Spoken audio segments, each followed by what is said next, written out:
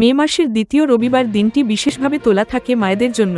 মূলত আমেরিকায় এই দিনটি পালিত হতো একসময়, এখন সারা বিশ্বে ছড়িয়ে পড়েছে উদযাপন। যদিও জন্মের পর থেকে প্রতিটি দিনই আসলে মায়ের দিন, যে মাকে ছাড়া উঠে দাঁড়ানোই সম্ভব ছিল না। সমাজ মাধ্যমের কল্যাণে গত কয়েক বছর এই সব দিন পালনের প্রভাব বেড়েছে, আর চিনে নেওয়া সহজ হয়েছে অচেনা মায়েদের।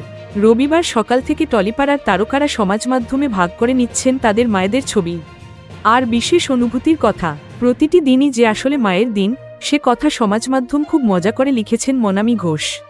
মায়ের সঙ্গে নানা মুহূর্তের ছবি ভাগ করে মনামি লিখেছেন, তোমার জন্মদিনও তোমার জন্মদিন, আমার জন্মদিনও তোমার জন্মদিন, মাদার্স ডেও তোমার জন্মদিন, সবই তো তোমার দিন।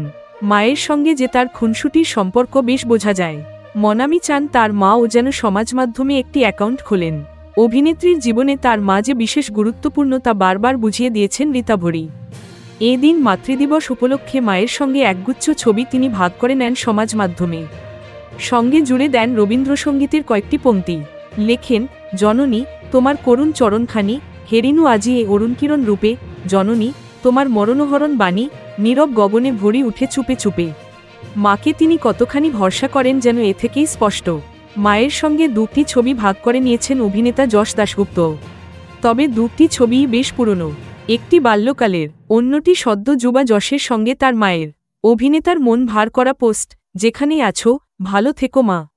যেন এভাবেই মায়ের জন্য তিনি রেখেছেন মাতৃদিবসের শুভেচ্ছা, সঙ্গে একটা লাল হৃদয়ের ইমোজি।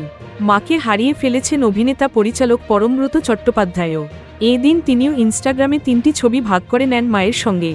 লেখেন, আমার জীবনের সবটা জুড়েই তুমি আছো মা, আগের মতোই। আমার শিক্ষা, রুচি, মনন, এমনকি আমার অস্তিত্বই অসম্পূর্ণ তোমাকে ছাড়া। ভালো থেকো তুমি, যেখানেই আছো। হ্যাপি মাদার্স ডে মা। Thank you so much for watching our videos. Please do like, share, and subscribe our channel.